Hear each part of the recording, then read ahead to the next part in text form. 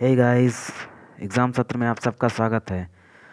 एक व्यूवर की रिक्वेस्ट पे आज हम साइंस का वीडियो एक लेकर आए हैं। उसने रिक्वेस्ट किया था कि साइंस की वीडियो डालिए, 2-3 बार रिक्वेस्ट कर चुका था। तो आज बायो की वीडियो लाए हैं, जिसमें बायो के क्वेश्चंस होंगे, जिसमें जूलॉजी बॉटनी यानी कि वनस्पति विज्ञान जीव विज्ञान दोनों के क्वेश्चंस होंगे। और सारे के सारे क्वेश्चंस किसी न किसी एग्ज़ाम में यूपी ट्रिपल एससी या एसएससी में किसी न किसी एग्ज़ाम में आए हुए हैं। ठीक है, तो उससे पहले स्टार्ट करें कि रिक्वेस्ट कर दें कि अगर आपने चैनल को सब्सक्राइब नहीं किया है प्लीज़ सब्सक्राइब कर दीजिए, बेल आइकन को प्रेस कर दीजिए, ऑल पे सेट कर दीजिए ताकि जो भी वीडियो डालें आपके में नोटिफिकेशन आ जाए। ओके, तो देर न करते हुए स्टार्ट करते हैं आज का पहला क्वेश्चन। पहला क्वेश्चन है, रक्त के स्कंदन में कौन सहायता करता है? रक्त के स्कंदन, हिंदी में रक्त के स्कंदन को इंग्लिश में करते हैं ब्लड क्लॉटिंग। ब्लड क्लॉटिंग को रक्त का स्कंदन कहते हैं। ठीक है, तो इसका सही आंसर बताइए आप। सही आंसर इसका क्या होगा? रक्त के स्कंदन में कौन सहायता करता है? इसका सही ऑप्शन है ऑप्शन बी। ऑप्शन बी इसका सही ऑप्शन बी है। ओके, इसका सही ऑप्शन बी है। रक्त के स्कंदन में कौन सा सहायता करता है? रक्त प्लेटलेट। इसका निर्माण कहाँ होता है? इसका निर्माण अस्थि मज्जा में होता है। रक्त प्लेटलेट्स जो है, प्लेटलेट्स का निर्माण अस्थि मज्जा में होता है। इसका जीवन काल 3 से 5 दिन का होता है। देखिए, आरबीसी डब्ल्यूबीसी इनका कहीं ना कहीं निर्माण होता है, कहीं ना कहीं डिस्ट्रॉय होते हैं, कहीं ना कहीं इनकी मृत्यु होती है। ऐसे ही प्लेटलेट्स हैं, इनका निर्माण अस्थि मज्जा में होता है और इनकी मृत्यु प्लीहा में होती है। ओके, और जीवन काल इनका 3 से 5 दिन का होता है। 3 से 5 दिन का जीवन काल होता है। ठीक है, और इनका मुख्य कार्य क्या होता है? मेन काम इनका होता है रक्त का थक्का जमाने में ये हेल्प करते हैं, मदद करते हैं। ठीक है, तो इसका सही आंसर ऑप्शन बी हो जाएगा, रक्त प्लेटलेट्स। ओके, अगला क्वेश्चन, पेनिसिलिन किससे निकाला जाता है? पेनिसिलिन किससे निकाला जाता है? खून से निकाला जाता है, खमीर से, या फफूंदी से, या शैवाल से? किससे निकाला जाता है? इसका सही आंसर बताइए। पेनिसिलिन किससे निकाला जाता है? पेनिसिलिन, इसका सही ऑप्शन होगा ऑप्शन 3, फफूंदी। फफूंदी, नोटेट नाम का एक फफूंद होता है जिससे पेनिसिलिन निकाला जाता है। ठीक है, पेनिसिलिन की खोज किसने की थी? मालूम होगा बहुत से लोग को, सर अलेक्जेंडर फ्लेमिंग। कब की थी? 1929 में। ओके, अगला है, एक रोगी में प्रतिजैविक का क्या प्रभाव होता है? सही ऑप्शन चूज करिए। एक रोगी में प्रतिजैविक यानी कि प्रतिजैविक एंटीबायोटिक्स, जो एंटीबायोटिक्स होते हैं उसको प्रतिजैविक हिंदी में कहते हैं। ठीक है, एक रोगी में प्रतिजैविक का क्या प्रभाव होता है? ऑप्शन एक है वह डब्ल्यूबीसी के उत्पादन को बढ़ाता है। ऑप्शन बी है वह प्रतिरक्षी के उत्पादन को बढ़ाता है। ऑप्शन सी है वह जीवाणुओं के विरुद्ध आविष बनाता है। ऑप्शन 4 है वह जीवाणुओं की वृद्धि को रोकता है। कौन सा ऑप्शन सही होगा? इसका सही ऑप्शन बताइए। इसका सही ऑप्शन 4 होगा, चौथा। वह जीवाणुओं की वृद्धि को रोकता है, रोगाणुओं जीवाणुओं की वृद्धि को रोकता है। एग्जाम्पल इसका पेनिसिलिन, ठीक है, स्ट्रेप्टोमाइसिन, ठीक है, क्लोरोमाइसिटीन, ये सारे इसके प्रतिजैविक के एग्जाम्पल हैं। ठीक है, इसका ऑप्शन होगा ऑप्शन 4, चौथा। ठीक है, चौथा ऑप्शन होगा इसका, चौथा। चलते हैं नेक्स्ट पे। अगला क्वेश्चन, निम्नलिखित में से कौन सा तत्व पौधों में पानी और कैल्शियम की अवशोषण को बढ़ाता है? सारे के सारे क्वेश्चंस पूछे हुए हैं। ठीक है, निम्नलिखित में कौन सा तत्व पौधों में पानी और कैल्शियम की अवशोषण को बढ़ाता है? बताया था ना, जूलॉजी बॉटनी यानी जंतु विज्ञान वनस्पति विज्ञान दोनों के क्वेश्चंस मिलेंगे। सही ऑप्शन बताइए इसका। पहला मैग्नीज होगा, या बोरॉन होगा, या तांबा होगा, या मोलिब्डेनम होगा? कौन सा ऑप्शन होगा? इसका सही ऑप्शन होगा ऑप्शन बी यानी कि दूसरा, बोरॉन। निम्नलिखित में से कौन सा तत्व पानी में पौधों में पानी और कैल्शियम के अवशोषण को बढ़ाता है? बोरॉन ऐसा तत्व है जो पानी और कैल्शियम के अवशोषण को पौधों में बढ़ाता है। ठीक है, अगला क्वेश्चन, प्रकृति में खुले रहने पर निम्नलिखित में से कौन सी लकड़ी सबसे अधिक जल्दी खराब हो जाती है? बताइए, कॉमन क्वेश्चन है।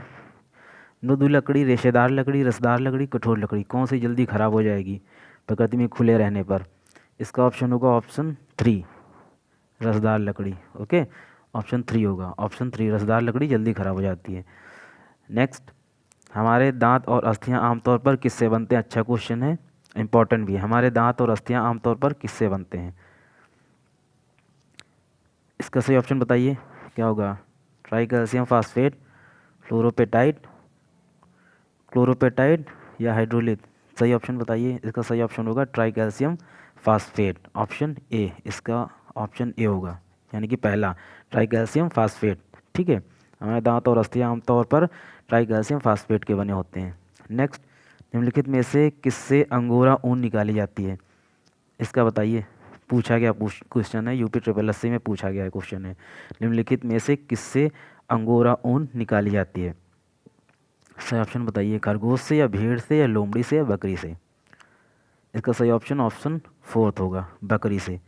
ठीक है, एक अंगोरा खरगोश से भी निकाला जाता है, लेकिन प्रायोरिटी अगर दोनों ऑप्शन में दिए हुए हैं, प्रायोरिटी हम बकरी को देंगे। ठीक है, फर्स्ट नंबर पे बकरी को रखेंगे, सेकंड पे खरगोश। अगर अलग अलग ऑप्शन मिलते हैं, इन दोनों में से कोई एक मिलता है तो उसी ऑप्शन को लगाएंगे। अगर दोनों मिल गए तो प्रायोरिटी बकरी को देंगे। ठीक है, बकरी को सही किया गया था ऑप्शन में। ठीक है, ये एग्ज़ाम में पूछा गया था, एसएससी में भी, यूपी ट्रिपल एससी दोनों में पूछा जा चुका है। ठीक है, तो ये सही ऑप्शन इसका बकरी होगा। ये जम्मू कश्मीर में बकरी मिलती है, अंगोरा। ओके, नेक्स्ट, महिलाओं में पुरुषों की अपेक्षा निम्नलिखित में से कौन सी बीमारी होने की प्रवृत्ति अधिक होती है? बताइए। इसका सही ऑप्शन होगा 4, गठिया। ठीक है, गठिया महिलाओं में ज़्यादा होती है। क्योंकि महिलाओं में जोड़ों में दर्द देखा होगा ज़्यादा होते हैं।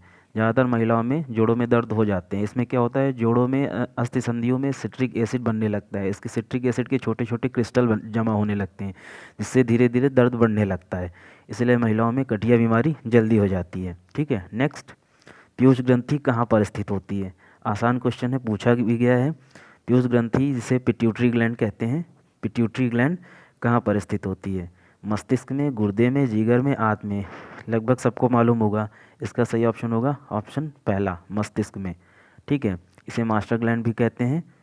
ठीक है, यह शरीर का ताप, भूख, प्यास और लैंगिक आचरण, शरीर की सुरक्षा आदि का नियंत्रण करती है पिट्यूटरी ग्लैंड। ठीक है, पीयूष ग्रंथि, इसका यही काम होता है। नेक्स्ट है, स्वस्थ मनुष्य की सामान्य रक्त शर्करा, स्वस्थ मनुष्य की सामान्य रक्त शर्करा यानी कि blood sugar, blood sugar, blood sugar उपवास में यानी कि फास्टिंग, बिना कुछ खाए पिए, सीमा mg/dl में क्या होती है? इसका सही ऑप्शन बताइए, ये पता होना चाहिए सबको। स्वस्थ मनुष्य की सामान्य रक्त शर्करा उपवास में सीमा mg/dl में क्या होती है? इसका सही ऑप्शन ऑप्शन 3 होगा, 70 से 100 के बीच में। ये फास्टिंग में होती है, बिना कुछ खाए पिए। और खाने पीने के बाद कितनी होनी चाहिए? 110 से 140 के बीच में। ठीक है, इसका सही ऑप्शन तीसरा होगा, 70 से 100 के बीच में। ठीक है, अगला क्वेश्चन चलते हैं। प्याज निम्नलिखित में से किसका विकसित अशोधित रूप है? इसका सही ऑप्शन बताइए। ये भी आसान क्वेश्चन है। प्याज निम्नलिखित में से किसका विकसित अधिशोधित रूप है? इसका सही ऑप्शन दूसरा होगा, तना। ठीक है, प्याज निम्नलिखित में से किसका विकसित अधिशोधित रूप है? सही ऑप्शन तना। ठीक है, अगला, मक्के में परागण कैसे होता है? इसका सही आंसर बताइए। मक्के में परागण कैसे होता है?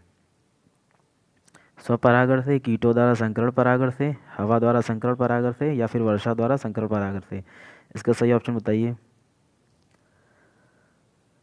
इसका सही ऑप्शन होगा ऑप्शन तीसरा, हवा द्वारा संकरण परागण से। ठीक है, इसका तीसरा ऑप्शन सही होगा, हवा द्वारा संकरण परागण से। अगला क्वेश्चन है, रेडियोलॉजिस्ट आंतों का सीधा एक्स किरण फोटोग्राफ सामान्यतः क्यों नहीं लेते हैं? इसका बताइए। पहला ऑप्शन है, एक्स किरणों के एक्सपोजर से आंतें फट सकती हैं। दूसरा ऑप्शन है, एक्स किरणें आंतों में होकर पार नहीं जा सकती हैं। तीसरा ऑप्शन है, एक्स किरणें बिना अच्छा प्रतिबिंब बनाए आंतों से पार निकल जाती हैं। या फिर चौथा ऑप्शन है, एक्स किरणों के बहुत छोटे से एक्सपोजर से भी आंतों में कैंसर हो सकता है। देखिए, इसका सबसे सटीक आंसर अगर देखा जाए तीसरा होगा, एक्स किरणें बिना अच्छा प्रतिबिंब बनाए आंतों से पार निकल जाती हैं। आंतों से पार निकल जाती हैं इसीलिए, और ये हड्डियों को पार नहीं कर पाती हैं। इसीलिए अगर हड्डियों का देखिए कुछ होता है, फ्रैक्चर या कुछ होता है, तो एक्सरे किया जाता है। ठीक है, तो इसका सही ऑप्शन तीसरा होगा, एक्स किरणें बिना अच्छा प्रतिबिंब बनाए आंतों से पार निकल जाती हैं। ठीक है, अगला क्वेश्चन है, मानव शरीर में डिहाइड्रेशन निम्न पदार्थों की कमी के कारण होता है। ये तो आसान क्वेश्चन है, पूछा गया है, लेकिन बताइए, मानव शरीर में डिहाइड्रेशन निम्न पदार्थों की कमी के कारण होता है? विटामिन की कमी के कारण, या लवण, या हार्मोन, या जल की कमी के कारण? इसका सही ऑप्शन होगा ऑप्शन चौथा, फोर्थ, जल की कमी के कारण होता है। डिहाइड्रेशन, जिसे हिंदी में निर्जलीकरण कहते हैं, निर्जलीकरण, निर्जलीकरण, निर्जलीकरण हिंदी में कहते हैं, ठीक है। आंतों में कीटाणु वायरस के जमा होने पर जल अवशोषण की क्षमता उस आंतों की कम हो जाती है और उससे तरल पदार्थ ज़्यादा निकलने लगता है आंतों से, जिससे क्या होता है, पानी की कमी हो जाती है और डिहाइड्रेशन हो जाता है, ठीक है। अगला क्वेश्चन है, अगले क्वेश्चन पे चलते हैं। इनमें से कौन सा पक्षी आकार में सबसे बड़ा होता है? निम्न में से कौन सा पक्षी सबसे आकार में सबसे बड़ा? चील होता है, या मोर होता है, शुतुरमुर्ग या कीवी? सबको पता है शुतुरमुर्ग, सही ऑप्शन, ऑप्शन 3। नेक्स्ट, किसी वृक्ष की आयु का निर्धारण निम्न में से किसके आधार पर किया जाता है? घेरा, ऊंचाई, विकास वलय या सामान्य दिखाव? सामान्य दिखाव से तो कुछ उसके आयु का अंदाज़ा लगाया नहीं जा सकता है। इसका सही ऑप्शन ऑप्शन तीसरा होगा, विकास वलय, ठीक है। वलय यानी कि रिंग, रिंग पड़ जाते हैं उसमें, उसके बेसिस पे उसकी आयु का पता लगाया जाता है, ठीक है। नेक्स्ट है, मानव में गुर्दे का रोग किसके प्रदूषण से होता है? इसका सही ऑप्शन बताइए। मानव में गुर्दे का रोग किसके प्रदूषण के कारण होता है? कैडमियम, लोहा, कोबाल्ट या कार्बन? इसका सही ऑप्शन ऑप्शन ए होगा, ऑप्शन पहला, ठीक है। कैडमियम के प्रदूषण से गुर्दे का रोग होता है मानव में। नेक्स्ट है, आँख में वर्ण दर्शन, कलर विजन निम्नलिखित में से किसकी मौजूदगी से प्रभावित होता है? इसका सही ऑप्शन बताइए। आँख में वर्ण दर्शन, कलर विजन निम्नलिखित में से किसकी मौजूदगी से प्रभावित होता है? सही ऑप्शन इसका होगा शंकु, कोन्स। आपने कलर ब्लाइंडनेस का नाम सुना होगा, जिसे हिंदी में वर्णांधता कहते हैं। जो वो किसके कारण होता है? वो शंकु के कारण होता है। आँखों के पुतली के पीछे एक परत होती है जो प्रकाश के प्रति बहुत ज़्यादा संवेदनशील होती है। इसमें दो प्रकार की कोशिकाएं पाई जाती हैं, एक रॉड्स, जिसको रॉड्स कहते हैं, और दूसरी कोन्स। और ये रॉड्स क्या होता है, हल्की रोशनी में काम करती हैं, और कोन्स क्या होती है, तेज रोशनी में काम करती हैं। ये जो कलर है, ये कोन्स कोशिकाएं रंगों की पहचान करती हैं। कोन्स कोशिकाएं कौन से कलर? लाल, हरा और नीला। लाल, हरा और नीला, तीन रंगों की पहचान करती हैं। कौन सी? कोन्स कोशिकाएं, याद रखना, कोन्स कोशिकाएं रंगों की पहचान करती हैं। और वर्णांधता कब होती है? जब ये कोन्स कोशिकाएं ठीक से काम नहीं कर पाती या काम ही नहीं करती हैं, तब वर्णांधता यानी कि कलर ब्लाइंडनेस होता है, ठीक है।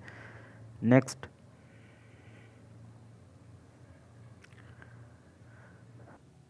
अगला क्वेश्चन है, शराब पीकर वाहन चलाने के लिए श्वसन परीक्षण में यातायात पुलिस क्या इस्तेमाल करती है? पोटेशियम डाइक्रोमेट सल्फ्यूरिक अम्ल, या पोटेशियम परमैंगनेट सल्फ्यूरिक अम्ल, या फिल्टर पेपर पर हल्दी टर्मेरिक, या सिल्वर नाइट्रेट की परत चढ़ी सिलिका जेल? सही ऑप्शन होगा इसका option A, potassium dichromate sulphuric अम्ल, ठीक है। इसका पहला ऑप्शन होगा, ठीक है। अगला क्वेश्चन, अगला क्वेश्चन पे चलते हैं। किस किस्म की मिट्टी में जिप्सम का प्रयोग करके उसे फसल उगाने में उपयुक्त बनाया जाता है? ये ऑप्शन बताइए।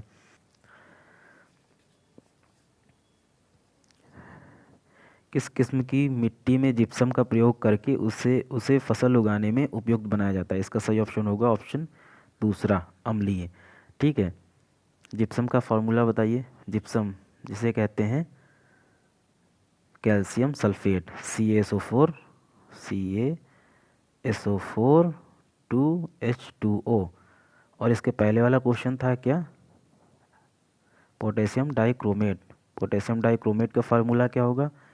K2Cr2O7। ये पोटेशियम डाइक्रोमेट का फार्मूला है, ठीक है। और जिप्सम का ये हो गया CaSO4 2H2O, ठीक है, जिसे कैल्शियम सल्फेट कहते हैं। नेक्स्ट है, निम्नलिखित में से कौन सा स्त्रीलिंग हार्मोन है? बताइए, अच्छा क्वेश्चन है। निम्नलिखित में से कौन सा स्त्रीलिंग हार्मोन है? लिंग हार्मोन यानी कि जेंडर हार्मोन पेशियों तथा हड्डियों में परिवर्तन, और जो बाह्य लिंग होते हैं, बाह्य लिंग होते हैं, और बालों के आने का प्रतिमान और मौन आचरण का नियंत्रण करते हैं। ये होता है जेंडर हार्मोन का काम, ठीक है। दो प्रकार के होते हैं, एक नर हार्मोन्स यानी कि जिसे इंग्लिश में कहते हैं एंड्रोजेंस, और दूसरा मादा हार्मोन्स यानी कि एस्ट्रोजेंस। निम्नलिखित में से स्त्री हार्मोन्स कौन सा है? इसमें स्त्रीलिंग हार्मोन पूछा है, तो स्त्रीलिंग कौन सा होता है आपका? एस्ट्रोजेंस।